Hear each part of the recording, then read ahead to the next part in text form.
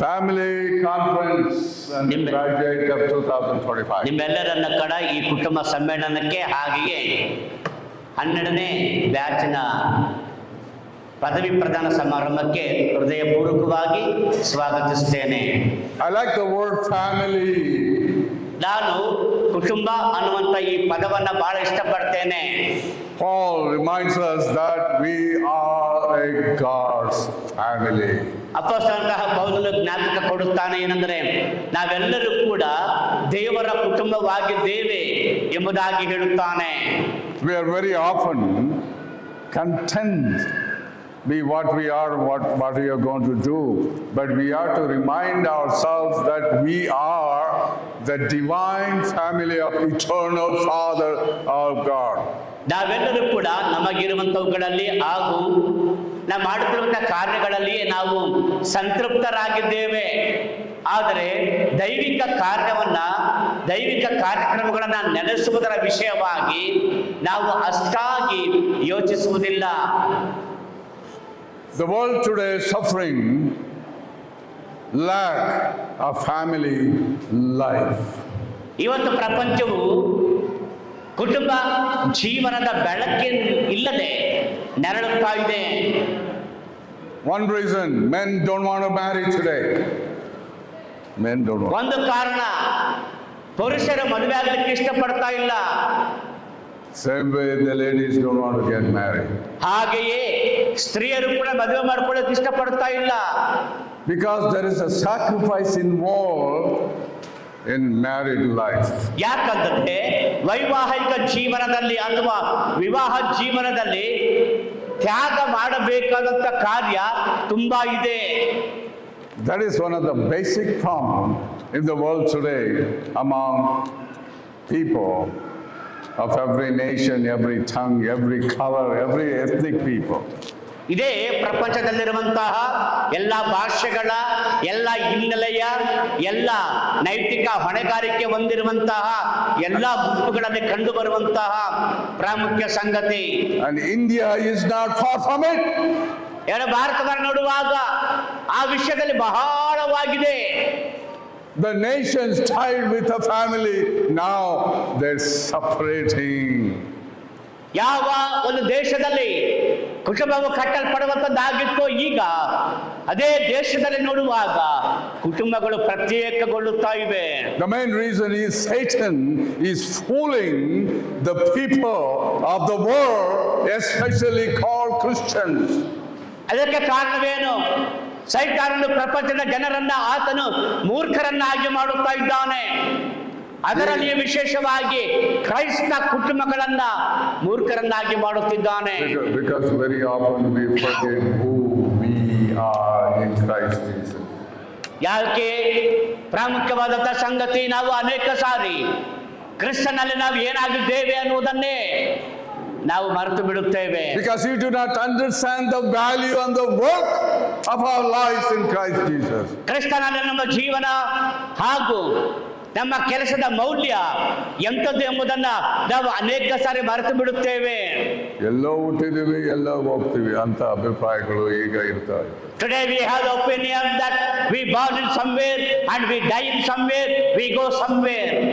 Somehow make a living and gone. ಹೇಗೋ ಜೀವನ ಮಾಡ್ತೀವಿ, ಹೋಗ್ತೇವೆ. See, God from the very beginning interested in family. ದೇವರು ಪ್ರಾರಂಭದಿಂದಲೂ ನೋಡುವಾಗ ಆತನ ಕುಟುಂಬದ ವಿಷಯದಲ್ಲಿ ಆಸಕ್ತಿಯುಳ್ಳವನಾಗಿದ್ದಾನೆ. He wanted a family. ಆತನಿಗೆ ಕುಟುಂಬಗಳು ಬೇಕಾಗಿವೆ. And therefore God said, it is not good for Adam to be alone. ಆದ್ದರಿಂದಲೇ ದೇವರು ಆಲೋಚನೆ ಮಾಡಿದನು, ಆದಾಮನ ವಿಷಯದಲ್ಲಿ ಮನುಷ್ಯನು ಒಂಟಿಗನಾಗಿರುವುದು ಒಳ್ಳೆಯದಲ್ಲ ಎಂಬುದಾಗಿ. Read from Genesis chapter 2. ಆದಿಕಾಂಡ ಪುಸ್ತಕ 2ನೇ ಅಧ್ಯಾಯ from 23 onwards. 23ನೇ ವಚನದಿಂದ. ಅವನು ಆಕೆಯನ್ನು ನೋಡಿ, ಈಗ ಸರಿ, ಈಕೆಯು ನನ್ನ ಎಲುಬುಗಳಿಂದ ಬಂದ ಎಲುಬು, ನನ್ನ ಮಾಂಸದಿಂದ ಬಂದ ಮಾಂಸವೂ ಆಗಿದ್ದಾಳೆ. ಈಕೆಯು ನರನಿಂದ ಉತ್ಪತ್ತಿಯಾದ ಕಾರಣ ನಾರಿ ಎನ್ನಿಸಿಕೊಳ್ಳುವಳು ಅಂದನು. God in his infinite mercy created the beautiful creature. ದೇವರು ತನ್ನ ಅನಾದಿಕಾರದ ಜ್ಞಾನ ಸಂಪದ ಮೂಲಕವಾಗಿ ಆತನು ಈ ಲೋಕದ ಪ್ರಾಣಿಗಳನ್ನ ಆತನು ಉಂಟು ಮಾಡಿದನು. The science, medical science will tell us that X chromosome is more beautiful than Y chromosome. ವೈದ್ಯಕೀಯ ವಿಜ್ಞಾನ ಹೇಳುತ್ತದೆ ಎಕ್ಸ್ ಅಂಡಾಡಿರುವಂಥದ್ದು ಅದು ವೈ ಅಂಡಾಡುವಿಗಿಂತಲೂ ಕೂಡ ಹೆಚ್ಚು ಬಲಶಾಲಿ ಎಂಬುದಾಗಿ. God knew in his eternal wisdom and knowledge created called Eve. ದೇವರು ತನ್ನ ಅನಾದಿಕಾಲದ ಜ್ಞಾನ ಅಪಾರ ಜ್ಞಾನ ವಿವೇಕದ ಮೂಲಕವಾಗಿ ಆತನು ಹವ್ವಳನ್ನ ಆತನು ಸೃಷ್ಟಿ ಮಾಡಿದನು. And the Lord said, "It's very good." ಕರ್ತನು ಹೇಳುತ್ತಾನೆ, ಈಗ ಸರಿ ಅಥವಾ ಒಳ್ಳೆಯದು. That's where the problem began with the Satan hating the family that God loved to fellowship, loved to friendship. If you read the scriptures, I don't have time, all of it. God walked in the evening of the garden for what? To fellowship with Adam and Eve. ಒಳ್ಳೆಯದೆಂಬುದಾಗಿ ನೋಡಿದ ಕರ್ತನು ಆತನು ಈ ಆದಾಮ ಅವ್ವಳನ್ನ ಉಂಟು ಮಾಡಿ ಅವರನ್ನ ಒಂದುಗೂಡಿಸಿದನು. ಯಾವುದಕ್ಕೋಸ್ಕರವಾಗಿ? ಅನ್ಯೋನ್ಯತೆಗೋಸ್ಕರವಾಗಿ.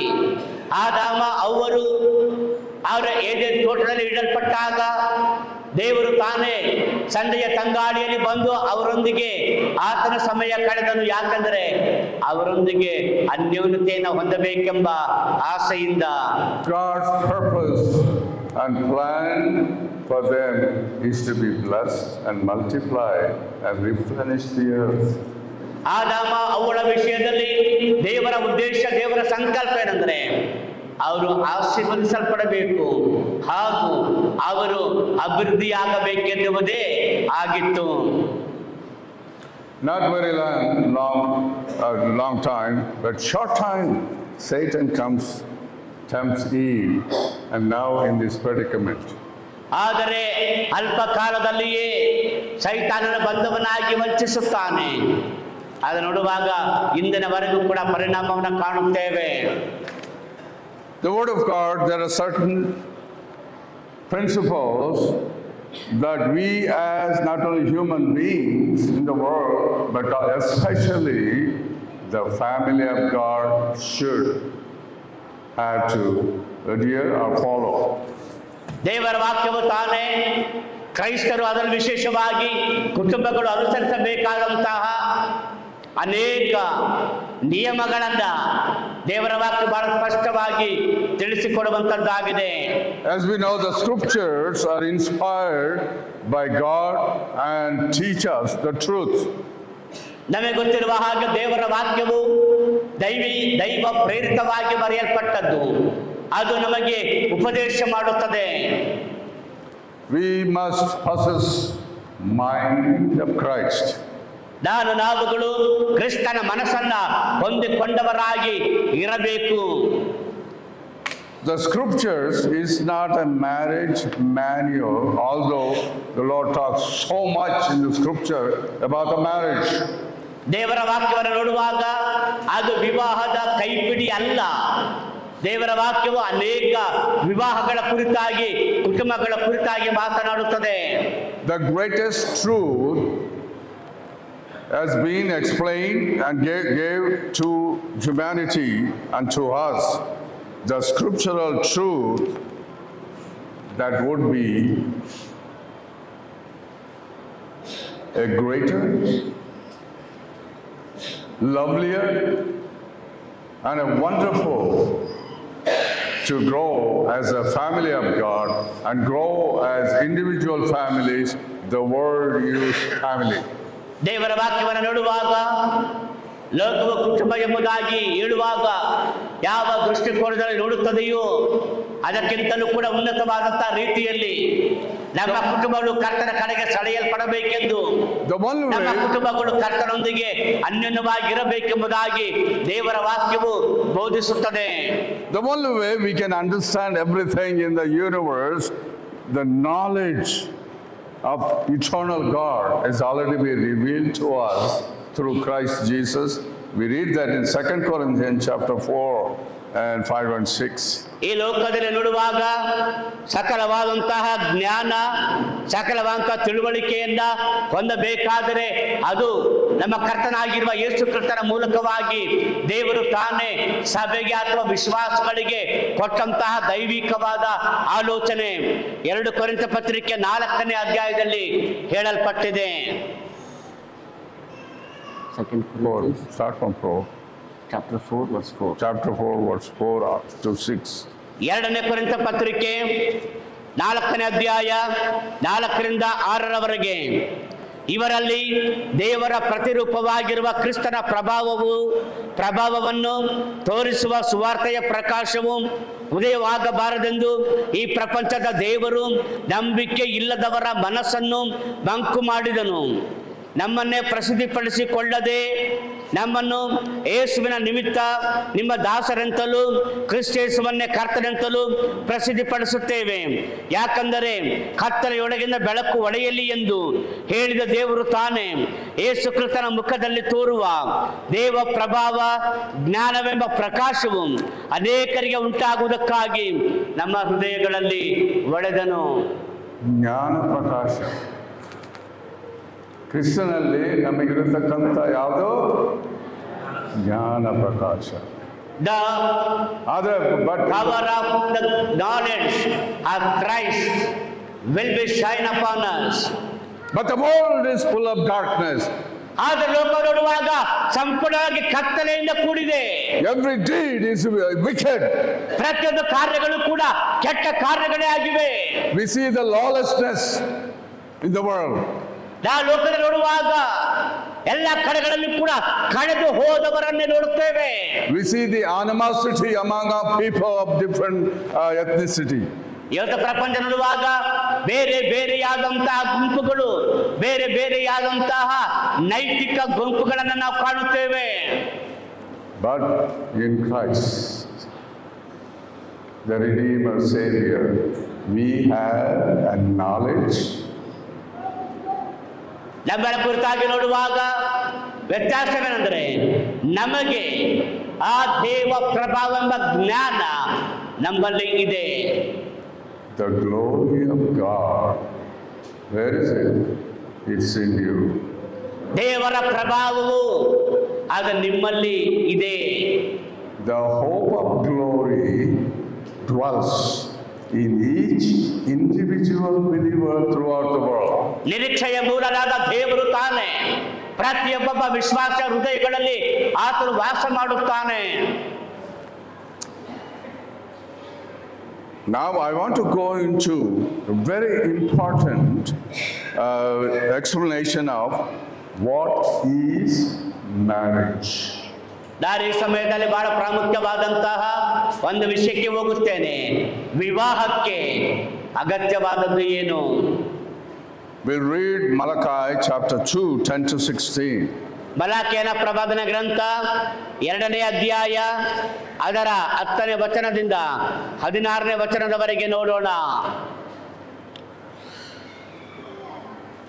Read. ಮಲಾಕಿಯನ ಪ್ರವಾದನ ಗ್ರಂಥ 2ನೇ ಅಧ್ಯಾಯ 10ನೇ ವಚನದಿಂದ 16ನೇ ವಚನದವರೆಗೆ ಕೇಳಿಸಿಕೊಳ್ಳೋಣ. ನಮ್ಮೆಲ್ಲರಿಗೂ ಒಬ್ಬನೇ ತಂದೆಯಷ್ಟೇ, ಒಬ್ಬನೇ ದೇವರು ನಮ್ಮನ್ನ ಸೃಷ್ಟಿಸಿದನಲ್ಲ. ಹೀಗಿರಲು ನಾವು ಒಬ್ಬರಿಗೊಬ್ಬರು ದ್ರೋಹ ಮಾಡಿ ದೇವರು ನಮ್ಮ ಪಿತೃಗಳೊಂದಿಗೆ ಮಾಡಿಕೊಂಡ ಒಡಂಬಡಿಕೆಯನ್ನು ಭಂಗಪಡಿಸುವುದೇಕೆ? ಯಹೂದ್ಯರು ದ್ರೋಹ ಮಾಡಿದೆ. ಇಸ್ರಾಯೇಲಿನಲ್ಲಿಯೂ ಯೆರೂಸಲೇಮಿನಲ್ಲಿಯೂ ಒಂದು ದುರಾಚಾರವು ನಡೆಯುತ್ತಿದೆ. ಯಹೂದವು ಅನ್ಯ ದೇವತೆಯ ಮಗಳನ್ನು ಮದುವೆಯಾಗಿ ಯೆಹೋವನ ಪ್ರಿಯ ದೇವಾಲಯವನ್ನು ಹೊಲೆಗೆಡಿಸಿದೆ. ಇಂಥ ಕೆಲಸವನ್ನು ನಡೆಸಿದ ಪ್ರತಿಯೊಬ್ಬನ ಕುಟುಂಬದಲ್ಲಿ ಎಬ್ಬಿಸುವವರಾಗಲಿ ಉತ್ತರ ಕೊಡುವವರಾಗಲಿ ಎಲ್ಲರನ್ನು ಯೆಹೋವನ ಯಾಕೋಬಿನ ಗುಡಾರಗಳೊಂದಿಗಳಿಂದ ನಿರ್ಮೂಲ ಮಾಡುವೆನು. ಸೇನಾಧೀಶ್ವರ ಯೆಹೋವನಿಗೆ ನೈವೇದ್ಯ ತಂದೊಪ್ಪಿಸುವುದನ್ನು ಕಡಿದು ಬಿಡುವೆನು. ಇನ್ನೊಂದನ್ನು ನಡೆಸುತ್ತೀರಿ. ಯೆಹೋವನ ಯಜ್ಞವೇದಿಯನ್ನು ಕಣ್ಣೀರಿನಿಂದಲೂ ಅಳುವಿಕೆಯಿಂದಲೂ ನರಳಾಟದಿಂದಲೂ ತುಂಬಿಸಿ ಮುಚ್ಚುತ್ತೀರಿ. ಆದ ಕಾರಣ ಆತ ನಿಮ್ಮ ನೈವೇದ್ಯವನ್ನು ಇನ್ನೂ ಲಕ್ಷಿಸನು, ನಿಮ್ಮ ಕೈಯಿಂದ ಅದನ್ನು ಪ್ರಸನ್ನನಾಗಿ ಸ್ವೀಕರಿಸನು. ಇದೇಕೆ ಅನ್ನುತ್ತೀರಾ? ನಿನಗೂ ನಿನ್ನ ಯೌವನದ ಹೆಂಡತಿಗೂ ಆದ ಒಡಂಬಡಿಕೆಗೆ ಯೆಹೋವನೇ ಸಾಕ್ಷಿಯಾಗಿದ್ದಾನಲ್ಲ. ಒಡಂಬಡಿಕೆ, ಒಡಂಬಡಿಕೆ. God of eternity, you have made covenant. ದೇವರು ನಿಮ್ಮೊಂದಿಗೆ ಆತನು ಒಡಂಬಡಿಕೆಯನ್ನು ಮಾಡಿಕೊಂಡಿದ್ದಾನಲ್ಲ. It is not easy to walk away from your wife or husband because God is looking at your selfish centeredness without knowing God is in your marriage when you made the vows in front of the elder or the pastor. ನಿಮ್ಮ ಗಂಡನಿಂದಾಗಲಿ ಅಥವಾ ನಿಮ್ಮ ಹೆಂಡತಿಯಿಂದಾಗಲಿ ನೀವು ಹಾಗೆಯೇ ಬಿಟ್ಟು ಹೋಗಲಿಕ್ಕೆ ಸಾಧ್ಯವಿಲ್ಲ. ಯಾಕಂದರೆ ನೀವು ಒಡಂಬಡಿಕೆ ಮಾಡಲ್ಪಟ್ಟಿದ್ದೀರಿ. ಕರ್ತನು ತಾನೇ ನಿಮ್ಮ ಒಡಂಬಡಿಕೆಯ ಮೂಲಕವಾಗಿ ನಿಮ್ಮ ಒಡಂಬಡಿಕೆಯಲ್ಲಿ ಆತನು ಕೂಡ ಭಾಗಿಯಾಗಿದ್ದಾನೆ. I want to read Hebrew chapter 9 verse 16 and 17. ಇಬ್ರಿಯ ಪತ್ರಿಕೆ 9ನೇ ಅಧ್ಯಾಯ ಅದರ 16 ಮತ್ತು 17ನೇ ವಚನ. ಮರಣ ಶಾಸನವು ಇರುವಲ್ಲಿ ಅದನ್ನು ಬರೆಯಿಸಿದವನ ಮರಣವು ಪ್ರಸಿದ್ಧವಾಗಿರಬೇಕಷ್ಟೇ. ಮರಣ ಶಾಸನವು ಮರಣವಾದ ಮೇಲೆ ನಡೆಯುವುದೇ ಹೊರತು ಬರೆಯಿಸಿದವನು ಜೀವದಿಂದಿರುವಾಗ ಎಂದಿಗೂ ಸಲ್ಲುವುದಿಲ್ಲ. Okay, covenant contains sacrifice. ಒಡಂಬಡಿಕೆ ಯಾವಾಗಲೂ ಕೂಡ ಸ್ಯಾಕ್ರಿಫೈಸ್, ಯಜ್ಞಾರ್ಪಣೆಯನ್ನ ಒಳಗೊಂಡಿರುತ್ತದೆ. The Hebrew word for sacrifice is a knife. You cut something to cut. ಒಡಂಬಡಿಕೆಗೆ ಇಬ್ರಿಯ ಪದ ಚಾಕು ಅಥವಾ ಕತ್ತಿ, ಅದರಿಂದ ಕಡಿಯುತ್ತೀರಿ ಅಥವಾ ಅದನ್ನ ತುಂಡು ಮಾಡುತ್ತೀರಿ. Book of Genesis, ಆದಿಕಾಂಡ ಪುಸ್ತಕ chapter 15. 15ನೇ ಅಧ್ಯಾಯ. The Lord said, Abraham, you need to cut all these sacrificial animals and walk between. Chapter 15. ಆದಿಕಾಂಡ 15ನೇ ಅಧ್ಯಾಯ ಅದರ 17ನೇ ವಚನ. ಹೊತ್ತು ಮುಳುಗಿ ಕಾರ್ಗತ್ತಲಾದಾಗ ಇಗೋ ಹೊಗೆ ಆಯುವ ಒಲೆಯು ಉರಿಯುವ ದೀವಟಿಗೆಯು ಕಾಣಿಸಿ ಆ ತುಂಡುಗಳ ನಡುವೆ ಹೋದವು. ಆ ದಿನದಲ್ಲಿ ಯೆಹೋವನು ಅಬ್ರಾಮನ ಸಂಗಡ ಒಡಂಬಡಿಕೆ ಮಾಡಿಕೊಂಡು. The covenant between Abraham and God with Abraham made a covenant. The blood sacrifice was done. No covenant without the shedding of the blood. ಅಬ್ರಹಾಮನಿಗೂ ದೇವರಿಗೆ ನಡುವೆ ಒಡಂಬಡಿಕೆಯಾಯಿತು. ಆ ಒಡಂಬಡಿಕೆಗೆ ಒಂದು ಪ್ರಾಣಿಯು ಯಜ್ಞವಾಗಿ ಅರ್ಪಿಸಲ್ಪಟ್ಟಿತು. ಯಜ್ಞ ಸಮರ್ಪಣೆ ಇಲ್ಲದೆ, ರಕ್ತ ಸುರಿಸಲ್ಪಡದೆ ಯಾವ ಒಡಂಬಡಿಕೆಯೂ ಕೂಡ ಸ್ಥಾಪಿಸಲ್ಪಡುವುದಿಲ್ಲ. Then again we know Genesis chapter 22. ಮತ್ತೆ ನಾವು 22ನೇ ಅಧ್ಯಾಯದಲ್ಲಿ ಕೂಡ The Lord ಕಾಣುತ್ತೇವೆ. God said, Abraham, take thy only son Isaac, whom you love, offer unto me burnt offering on Mount Moriah. ಆದಿಕಾಂಡ 22ನೇ ಅಧ್ಯಾಯ 2ನೇ ವಚನ. ಆಗಲಾತನು ನಿನಗೆ ಪ್ರಿಯನಾಗಿರುವ ಒಬ್ಬನೇ ಮಗನಾದ ಇಸಾಕನನ್ನು ತೆಗೆದುಕೊಂಡು ಮೊರಿಯಾ ದೇಶಕ್ಕೆ ಹೋಗಿ ಅಲ್ಲಿ ಅವನನ್ನು ನಾನು ಹೇಳುವ ಒಂದು ಬೆಟ್ಟದ ಮೇಲೆ ಸರ್ವಾಂಗ ಹೋಮವಾಗಿ ಸಮರ್ಪಿಸಬೇಕು ಅಂದನು. We see that Isaac was laid on the altar of fire. ಆತನು ಯಜ್ಞ ವೇದಿಯ ಮೇಲೆ ಆತನು ಮಲಗಿಸಲ್ಪಟ್ಟಿದ್ದಾನೆ. He took his knife to cut him. ಅಬ್ರಹಾಮನು ಆತನನ್ನು ವಧಿಸುವುದಕ್ಕಾಗಿ ಆತನ ಕತ್ತಿಯನ್ನ ತೆಗೆದುಕೊಳ್ಳುತ್ತಾನೆ. The angel says, Abraham, Abraham, do not harm that child. ಆಗ ನೋಡುವಾಗ ದೇವದೂತರು ಹೇಳುವಂತಹ ಆ ಒಂದು ಮಾತು ನೋಡುತ್ತೇವೆ. ಆ ದೂತನು ಅವನಿಗೆ 12ನೇ ವಚನ, ನಿನ್ನ ಹುಡುಗನ ಮೇಲೆ ಕೈ ಹಾಕಬೇಡ, ಅವನಿಗೆ ಏನು ಮಾಡಬೇಡ, ನೀನು ನಿನ್ನ ಒಬ್ಬನೇ ಮಗನನ್ನಾದರೂ ನನಗೆ ಸಮರ್ಪಿಸುವುದಕ್ಕೆ ಹಿಂದೆಗೆಲಿಲ್ಲವಾದ್ದರಿಂದ ನೀನು ದೇವರಲ್ಲಿ ಭಯಭಕ್ತಿ ಉಳ್ಳವನೆಂಬುದು ಈಗ ತೋರಿ ಬಂತು ಎಂದು ಹೇಳಿದನು. 2000 years later, God, because of his covenant with Abraham, put his only son on Calvary as a sacrifice. ದೇವರು ಅಬ್ರಹಾಮನಿಗೆ ಮಾಡಿಕೊಂಡಂತಹ ಒಡಂಬಡಿಕೆಯ ನೆರವೇರುವಿಕೆಯಾಗಿ ಕರ್ತನಾಗಿರುವ ಯೇಸು ಕ್ರಿಸ್ತನನ್ನ ದೇವರು ತನ್ನ ಒಬ್ಬನೇ ಮಗನನ್ನ ಕಲ್ವಾರಿ ಶಿಲುಬೆಯ ಮೇಲೆ ಯಜ್ಞವಾಗಿ ಸಮರ್ಪಿಸಿದನು. The reason God did that, the sacrifice of Isaac, to let Abraham know, number one, that God's only son will be sacrificed on Calvary. Secondly, how Abraham felt, even though he obeyed, God can raise him up. He obeyed God 100%. And God said, ನೋಡುವಾಗ ಅಬ್ರಹಾಮನು ಎರಡು ಸಂಗತಿಗಳನ್ನು ಅರ್ಥ ಮಾಡಿಕೊಂಡನು. ಒಂದು, ದೇವರು ಆತನಿಗೆ ಹೇಳಿದ ಹಾಗೆ ತನ್ನ ಒಬ್ಬನೇ ಮಗನನ್ನ ಸಮರ್ಪಣೆ ಮಾಡುವುದು.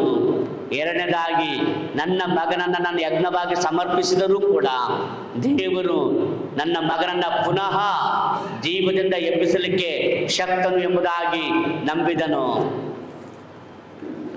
That sacrifice on Calvary, those who are born of God by faith in the Lord Jesus Christ, they go through the sacrifice.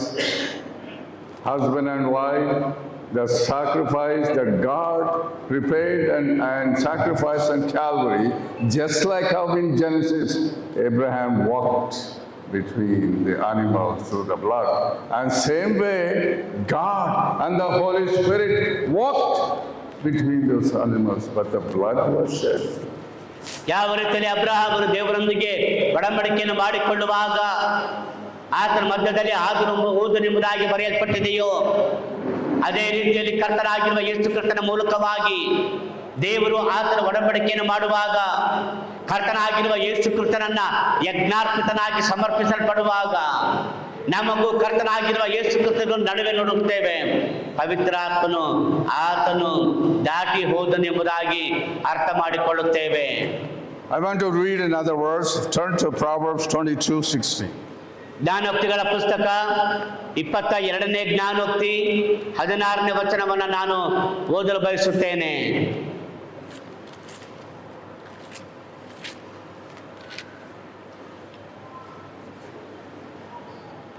ಸ್ವಂತ ಲಾಭಕ್ಕಾಗಿ ಬಡವರನ್ನು ಹಿಂಸಿಸುವವನಿಗೂ 22:16. Yeah, 22:16. ಸ್ವಂತ ಲಾಭಕ್ಕಾಗಿ ಬಡವನನ್ನ ಹಿಂಸಿಸುವವನಿಗೂ ಬಲ್ಲಿದರಿಗೆ ಲಂಚ ಕೊಡುವವನಿಗೂ ಕೊರತೆಯೇ ಗತಿ. Read 17 maybe. 17. ಕಿವಿಗೊಟ್ಟು ಜ್ಞಾನಿಗಳ ಮಾತುಗಳನ್ನು ಕೇಳು, ನನ್ನ ಜ್ಞಾನ ಬೋಧೆಗೆ ಮನಸ್ಸಿಡು. Okay. What word it is? Yeah. So the other thing is, marriage is a covenant between man and a woman. ಮದುವೆ ಅಥವಾ ವಿವಾಹ ಅನ್ನುವಂಥದ್ದು ಒಬ್ಬ ಪುರುಷನು ಹಾಗೂ ಸ್ತ್ರೀಯ ನಡುವೆ ನಡೆಯುವಂತಹ ಒಂದು ಒಡಂಬಡಿಕೆಯಾಗಿದೆ. It is only man and wife, man and woman. ಅದು ಕೇವಲ ಪುರುಷನು ಹಾಗೂ ಸ್ತ್ರೀಯ ನಡುವೆ ಉಂಟಾಗುವಂತ ಒಡಂಬಡಿಕೆ. No man and man or woman and woman. What's happening today? The Satan has perverted this holy, sacred marriage. ಪುರುಷನು ಪುರುಷನೊಂದಿಗಾಗಲಿ ಸ್ತ್ರೀಯು ಸ್ತ್ರೀಯೊಂದಿಗಾಗಲಿ ಮಾಡಿಕೊಳ್ಳುವಂತಹ ವಿವಾಹವಲ್ಲ. ಇವತ್ತು ಸೈತಾನ ಇಡೀ ಪ್ರಪಂಚವನ್ನೇ ಆತನು ವಂಚಿಸುತ್ತಾ ಇದ್ದಾನೆ. ಈ ವಿಷಯದಲ್ಲಿ ಪುರುಷನು ಪುರುಷನನ್ನ ವಿವಾಹವಾಗುತ್ತಿದ್ದಾನೆ, ಸ್ತ್ರೀಯು ಸ್ತ್ರೀಯನ್ನ ವಿವಾಹವಾಗುತ್ತಿದ್ದಾಳೆ. ಈ ಒಂದು ಪಾಪ ಪ್ರಪಂಚದಲ್ಲಿ ಹೆಚ್ಚಾಗಿದೆ. They pledge themselves to each other in vows they made in the sight of God. Vows in the ವಿವಾಹ ಎಂಬುದಾಗಿ ಹೇಳುವಾಗ ದೇವರ ಸನ್ನಿಧಿಯಲ್ಲಿ ಪುರುಷನ ಸ್ತ್ರೀಯು ಅವರಿಬ್ಬರು ಕೂಡ ಒಬ್ಬರಿಗೊಬ್ಬರು ಪ್ರಮಾಣ ಪೂರ್ವಕವಾಗಿ ವಚನ ಕೊಡುತ್ತಾರೆ. Because of the fall in the Garden of Eden, and God made husband is the head of home and the wife is the heart. ಈ ರೀತಿಯಾಗಿ ಏದೇನ್ ತೋಟದಲ್ಲಿ ಅವರು ಪಾಪಕ್ಕೆ ಒಳಗಾದದ್ದರಿಂದ ದೇವರು ತಾನೇ ಉಂಟು ಮಾಡಿದಂಥ ವ್ಯವಸ್ಥೆ ಏನೆಂದರೆ ಪುರುಷನು ಕುಟುಂಬದ ಯಜಮಾನನಾಗಿ ಸ್ತ್ರೀಯು ಕುಟುಂಬದ ಹೃದಯವಾಗಿ ಸೇವೆ ಮಾಡಬೇಕೆಂದು ನೇಮಿಸಿದ್ದಾನೆ. The covenant requires the blood. ಒಡಂಬಡಿಕೆ ಎಂಬುದಾಗಿ ಹೇಳುವಾಗ ಆ ಒಡಂಬಡಿಕೆಯು ಅಗತ್ಯವಾಗಿ ಬೇಕಾದದ್ದು ರಕ್ತ. A man and wife, a man and woman, when they join together as a husband and wife, there is a sacrifice, and that is the Lord Jesus Christ that you go through. ಅವ ಪುರುಷನೊಬ್ಬ ಸ್ತ್ರೀಯು ಇಬ್ಬರು ಕೂಡ ಒಡಂಬಡಿಕೆಗೆ ಅವರು ಒಳಗಾಗುವಾಗ ಅಲ್ಲಿ ರಕ್ತ ಸುರಿಸಲ್ಪಟ್ಟದ್ದಾಗಿ ನೋಡುತ್ತೇವೆ. ಯಾವುದು ಅಂದರೆ ಕರ್ತನಾಗಿರುವ ಯೇಸು ಕ್ರಿಸ್ತನು ಸುರಿಸಿದ ರಕ್ತವೇ ಆ ಒಡಂಬಡಿಕೆಗೆ ಆಧಾರವಾಗಿರುತ್ತದೆ. Read Psalm 50, 4 and 5. ಕೀರ್ತನೆಗಳ ಪುಸ್ತಕ 50ನೇ ಕೀರ್ತನೆ 4 ಮತ್ತು 5ನೇ ವಚನ. 4, 5. ಆತನು ತನ್ನ ಪ್ರಜೆಗಳ ನ್ಯಾಯ ವಿಚಾರಣೆಯಲ್ಲಿ ಭೂಮಿ ಆಕಾಶಗಳನ್ನು ಸಾಕ್ಷಿಗಳಾಗಿ ನೇಮಿಸುತ್ತಾನೆ. ನನ್ನೊಡನೆ ಯಜ್ಞದ ಮೂಲಕ ಒಡಂಬಡಿಕೆಯನ್ನು ಮಾಡಿಕೊಂಡ ನನ್ನ ಭಕ್ತರನ್ನು ನನ್ನ ಬಳಿಗೆ ಕರೆಕೊಂಡು ಬನ್ನಿರಿ ಎಂದು ಆಜ್ಞಾಪಿಸುತ್ತಾನೆ. ರಕ್ತದಿಂದ ನನ್ನೊಡನೆ ಯಜ್ಞದ ಮೂಲಕ the covenant that God cannot break, but you who call believers Christians break. You break the heart of God. ದೇವರ ರಕ್ತದ ಮೂಲಕ ಒಡಂಬಡಿಕೆ ಮಾಡಿಕೊಂಡು ವಿವಾಹವನ್ನು ಸ್ಥಾಪಿಸಿದ್ದಾನೆ. ಆದರೆ ವಿಶ್ವಾಸಿಗಳೇ, ನೀವು ಆ ಒಡಂಬಡಿಕೆಯನ್ನು ಮುರಿಯುತ್ತಿದ್ದೀರಿ. The only way that you can take away the curse, it is through the sacrifice and the blood. ಆ ಶಾಪವನ್ನು ಮುರಿಯುವಂತಹ ಒಂದು ವಿಧಾನ ಸುರಿಸಲ್ಪಟ್ಟ ಯಜ್ಞದ ರಕ್ತದ ಮೂಲಕವಾಗಿಯೇ. The same way, the blood covenant in relationship with a woman. ಅದೇ ರೀತಿಯಾಗಿ ಆ ಒಡಂಬಡಿಕೆಯ ಸಂಬಂಧ ಪುರುಷನಿಗೂ ಸ್ತ್ರೀಗೂ ನಡುವೆ ಇರುವಂತದ್ದು. That's why Paul calls it in Ephesians chapter 5. Marriage is a mystery. ಆದ್ದರಿಂದಲೇ ಎಫೆಸ ಪತ್ರಿಕೆ 5ನೇ ಅಧ್ಯಾಯದಲ್ಲಿ ಅಪೊಸ್ತಲನಾದ ಪೌಲನು ಹೇಳುತ್ತಾನೆ, ವಿವಾಹವು ಒಂದು ಮರ್ಮವಾಗಿದೆ ಎಂದು ಬಯಲುತ್ತಾನೆ. And it's a good ministry, a mystery. ಒಳ್ಳೆಯ ಆ ಒಂದು ರಹಸ್ಯ ಮರ್ಮವಾಗಿದೆ.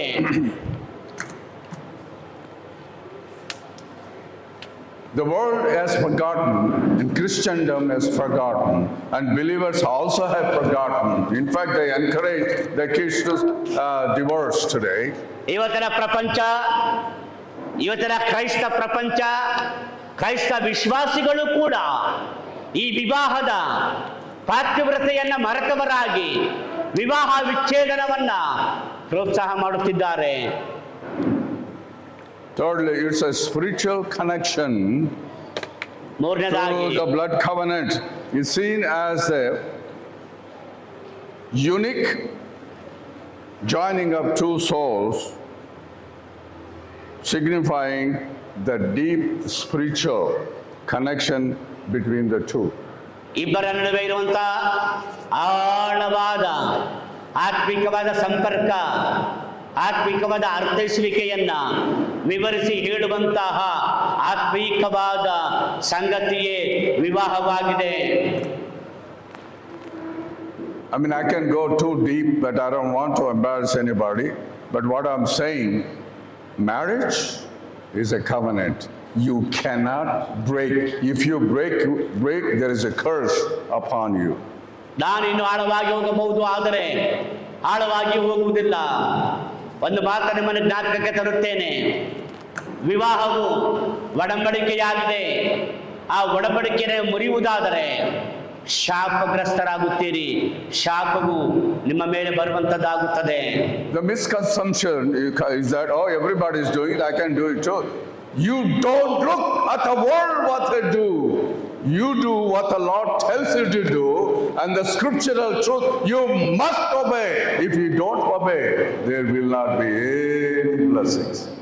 ಇವತ್ತು ನಮಗೆ ಸಮಸ್ಯೆ ಏನು? ಲೋಕವು ಏನು ಹೇಳುತ್ತದೆಯೋ ಅದನ್ನು ಮಾಡುತ್ತೇವೆ. ಲೋಕ ಹೇಗೆ ಮಾಡುತ್ತದೆಯೋ ಹಾಗೆ ನಾವಿರುತ್ತೇವೆ.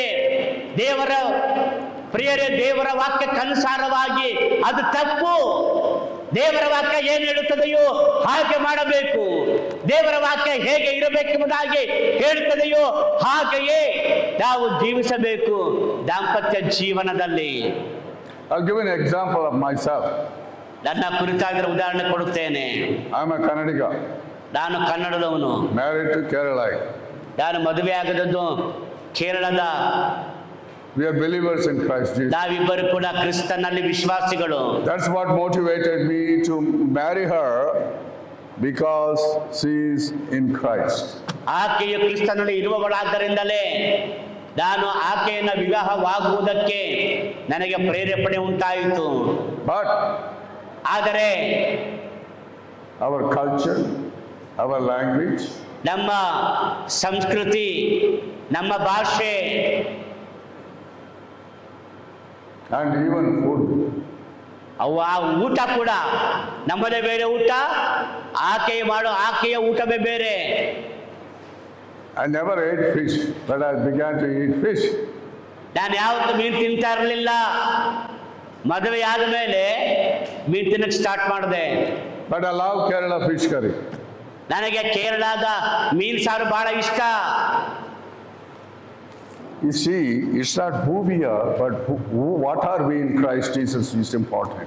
ಬಹಳ ಪ್ರಾಮುಖ್ಯವಾದದ್ದೇನೆಂದ್ರೆ ಕ್ರಿಸ್ತನಲ್ಲಿ ನಾವು ಏನಾಗಿದ್ದೇವೆ ಅನ್ನುವಂಥದ್ದೇ ಬಹಳ ಪ್ರಾಮುಖ್ಯವಾದದ್ದು ಪ್ರಿಯರೇ. I want to give you an example. The word that God made Adam to sleep and took the bone out of the bone, he made Eve covered with flesh and blood. ದೇವರು ಆದಾಮನಿಗೆ ದೀರ್ಘ ನಿದ್ರೆಯನ್ನು ಬರಮಾಡಿದನು. ಆತನ ಪಕ್ಕ ಎಲುಬಿನಿಂದ ಆತನು ಹವ್ವಳನ್ನು ಉಂಟು ಮಾಡುತ್ತಾನೆ.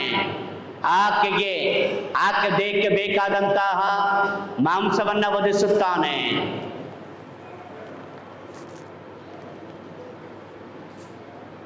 You see, there is some misunderstanding in the original language of Hebrew. The word in Hebrew called zala. ಇಬ್ರಿಯ ಭಾಷೆಯ ಪದ ಇದೆ ಝಾಲಾ, which means side by side. ಅದರ ಅರ್ಥ ಒಬ್ಬರ ಪಕ್ಕಕ್ಕೆ ಒಬ್ಬರು, ಒಂದರ ಪಕ್ಕಕ್ಕೆ ಮತ್ತೊಂದು ಎಂಬುದಾಗಿ ಅರ್ಥ. Just like these two walls are connecting the roof. That means you are side by side, not behind. ನಡುಭಾಗ ರಸ್ತೆ ನೋಡುತ್ತೇವೆ, ಒಂದರ ಪಕ್ಕಕ್ಕೆ ಮತ್ತೊಂದು ರಸ್ತೆ ಇದೆ, ಒಂದರ ಪಕ್ಕದಲ್ಲಿ ಬಂದು ಹೋಗ್ತಾ ಇದೆ. The world has mistook the culturally that women are second class. ಇವತ್ತಿನ ಪ್ರಪಂಚ ನೋಡುವಾಗ, ಪ್ರಪಂಚದಲ್ಲಿರುವಂತಹ ಸಂಸ್ಕೃತಿ ನೋಡುವಾಗ ಸ್ತ್ರೀ ಅಂದರೆ ಆಕೆ ಎರಡನೇ ದರ್ಜೆಯ ನಾಗರಿಕಳು. Islamic faith, the woman becomes husband's property.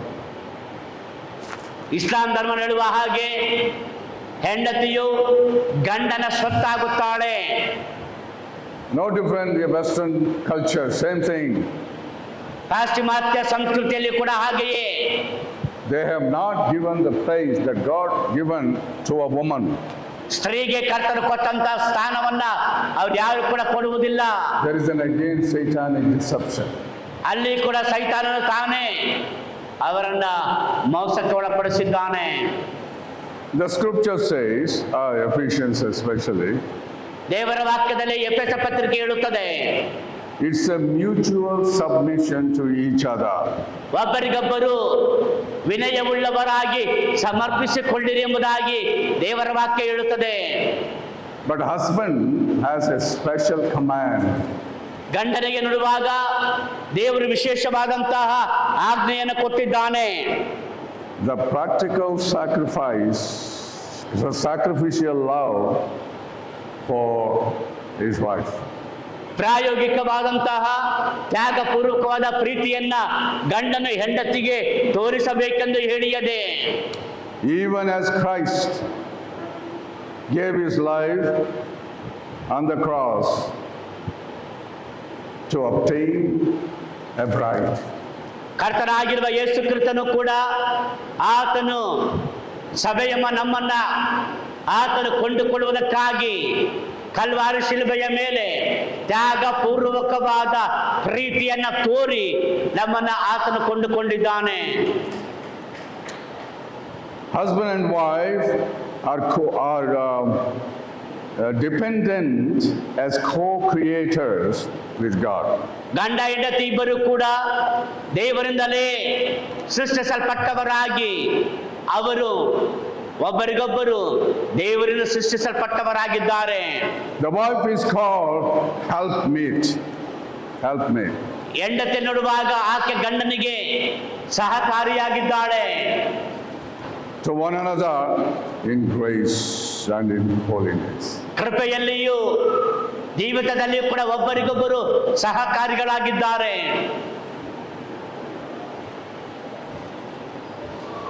There is another part of marriage.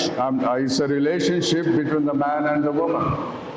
ಮತ್ತೊಂದು ಸಂಗತಿ ವಿವಾಹದಲ್ಲಿ ಗಂಡನಿಗೂ ಹೆಂಡತಿಗೂ ಅಥವಾ ಪುರುಷನಿಗೂ ಸ್ತ್ರೀಗೂ ಇರುವಂತಹ ಸಂಬಂಧ.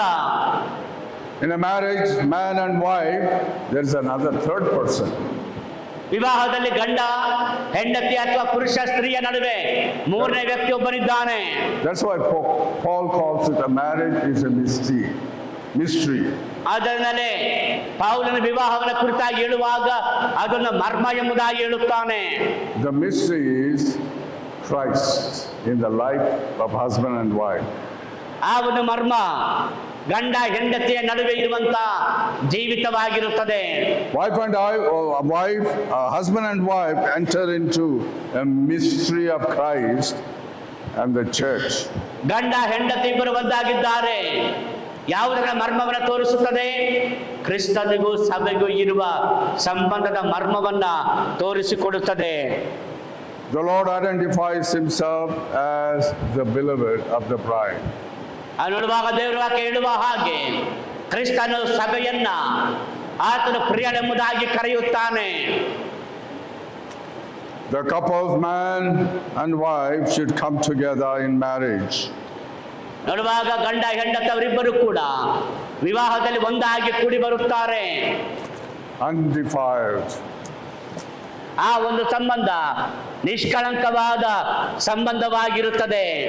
Outside the marriage, you are committing a greatest sin about the covenant and about the person of Christ. ವಿವಾಹದ ಹೊರತಾದ ಸಂಬಂಧ ನೋಡುವಾಗ ವಿವಾಹದ ಹೊರಗೆ ದೇವರ ವಾಕ್ಯ ಹೇಳುವಂತೆ ಆ ಒಂದು ಶಪಿಸಲ್ಪಟ್ಟ ಒಡಂಬಡಿಕೆಯನ್ನು ಗೌರವಿಸದಂತಹ ಪಾಪ ಕೃತ್ಯ ಅದಾಗಿರುತ್ತದೆ. God hates adultery. ದೇವರು ತಾನೇ ವ್ಯಭಿಚಾರವನ್ನ ಆತನು ಹಾಗೆ ಮಾಡುತ್ತಾನೆ, ದ್ವೇಷಿಸುತ್ತಾನೆ.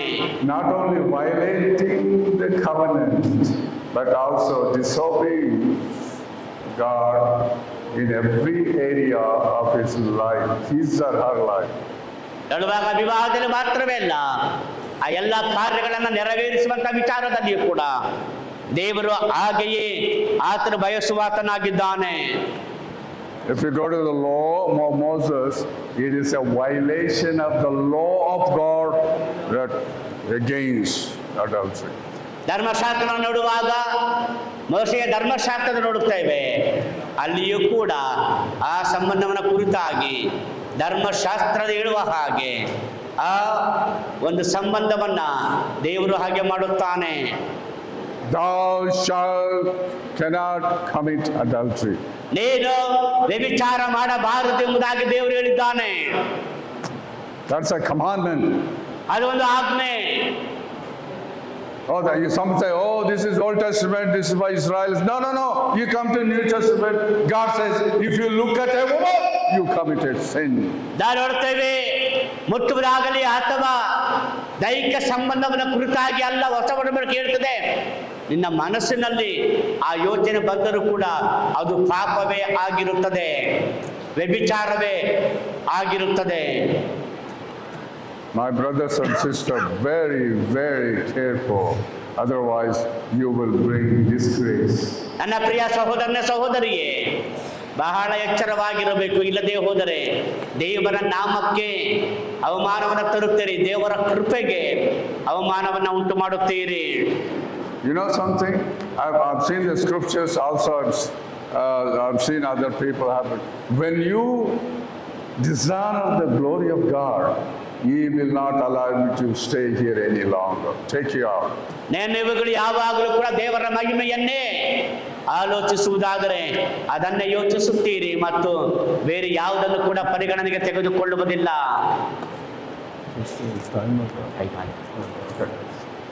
Next meeting, I will take this. What does God say about divorce? ಮುಂದಿನ ಅಧಿವೇಶನದಲ್ಲಿ ಅಥವಾ ತರಗತಿಯಲ್ಲಿ ದೇವರು ವಿವಾಹ ವಿಚಾರದ ಕುರಿತಾಗಿ ಏನು ಹೇಳುತ್ತಾನೆ ಎಂಬುದನ್ನು ನಾವು ಧ್ಯಾನ ಮಾಡೋಣ. And what is the consequences of the children? ದೇವರ ಮಕ್ಕಳ ಆ ಕಾರ್ಯಕ್ಕೆ ದೇವರು ಕೊಡುವಂತ ಪರಿಣಾಮ ಏನು ಅಥವಾ ಅದರಿಂದ ಉಂಟಾಗುವಂತ ದುಷ್ಪರಿಣಾಮಗಳೇನು? So we'll see, and I hope it has been helpful. But we are living a dark age, so to say, and live in the days of evil. That's why Paul reminds us, redeem the time because you are living in a evil days. ನಾವುಗಳು ಕೆಟ್ಟ ಕಾಲದಲ್ಲಿದ್ದೇವೆ, ಈ ದಿನಗಳು ಕೆಟ್ಟವುಗಳಾಗಿವೆ. ಆದ್ದರಿಂದ ಕಾಲವನ್ನು ಸುಮ್ಮನೆ ಕಳಕೊಳ್ಳದೆ ಬೆಲೆಯುಳ್ಳದನ್ನು ಉಪಯೋಗಿಸಿರಿ ಎಂಬುದಾಗಿ ದೇವರ ವಾಕ್ಯ ನಮಗೆ ಹೇಳುತ್ತದೆ. Devil is deceptive, especially those who are in the ministry. I have seen even last 2 months, several pastors, well-known authors, preachers. ಅನೇಕ ದೇವರ ಸೇವಕರು ಸೇವೆಯಲ್ಲಿ ಇರುವಂತವರು ಅನೇಕ ಈ ರೀತಿಯಾದ ಪಾಪದಲ್ಲಿ ಬಿದ್ದವರಾಗಿದ್ದಾರೆ. They are fallen. ಅವರು ತಮಗೆ ಕೇಡನ್ನುಂಟು ಮಾಡಿಕೊಳ್ಳುತ್ತಾರೆ. Brought disgrace to the church, disgrace to the members of the church, disgrace to the family, disgrace to the children, and also he was out of society. The community is ಕುಟುಂಬಕ್ಕೂ ಸಮಾಜಕ್ಕೂ ಸಭೆಗೂ ಮಕ್ಕಳಿಗೂ ಹಾಗೂ ಎಲ್ಲರಿಗೂ ಕೂಡ ಅವಮಾನವನ್ನ ಉಂಟು ಮಾಡಿ ದೇವರ ನಾಮಕ್ಕೆ ಅವಮಾನ ತರುವವರು ಆಗುತ್ತಾರೆ. And then you say, what's going to happen to people like that? Question, what's going to happen to people like that? ಆವಾಗ ಆ ರೀತಿಯಾದಂಥ ಪಾಪದಲ್ಲಿ ಬಿದ್ದವಂತ ಮನುಷ್ಯರಿಗೆ ಆಗುವಂತ ಪರಿಣಾಮವೇನು? If they repent, like David, King David, he repented. ಅವರು ಪಶ್ಚಾತ್ತಾಪ ಪಟ್ಟರೆ God, in His infinite mercy and love, forgive because of the cost. ದೇವರು ತನ್ನ ಅಪಾರವಾದ ಕೃಪೆಯಿಂದ ಆ ಪಾಪಗಳನ್ನು ಕ್ಷಮಿಸಿ ಅವರನ್ನ ಪುನಃಸ್ಥಾಪಿಸುತ್ತಾನೆ. Another question, will you lose your salvation? ಮತ್ತೊಂದು ಪ್ರಶ್ನೆ, ರಕ್ಷಣೆಯನ್ನು ಕಳಕೊಳ್ಳುತ್ತೀರಾ? No. ಇಲ್ಲ. That's God's covenant. ಅದು ದೇವರ ಒಡಂಬಡಿಕೆ. He will not go back. ಆತನ ಹಿಂತಿರುಗಿ ಹೋಗುವುದಿಲ್ಲ. Because our God is a God of promise keeping. ನಮ್ಮ ದೇವರು ವಾಗ್ದಾನಗಳನ್ನ ಕಾಪಾಡಿಕೊಳ್ಳುವ ದೇವರಾಗಿದ್ದಾನೆ. But he will lose his reward and he'll come through like a fire. ಆದರೆ ನೀವು ಆ ಬಹುಮಾನವನ್ನು ಕಳಕೊಂಡವರಾಗಿ ಆ ಬೆಂಕಿಯಿಂದ ಹಾದು ಹೋದವರಂತಿರುತ್ತೀರಿ. Thank you and God bless you. We'll see you. ವಂದನೆಗಳು. ದೇವರು ನಿಮ್ಮೆಲ್ಲರನ್ನು ಆಶೀರ್ವದಿಸಲಿ. ಮುಂದಿನ ತರಗತಿಯಲ್ಲಿ ಭೇಟಿಯಾಗೋಣ.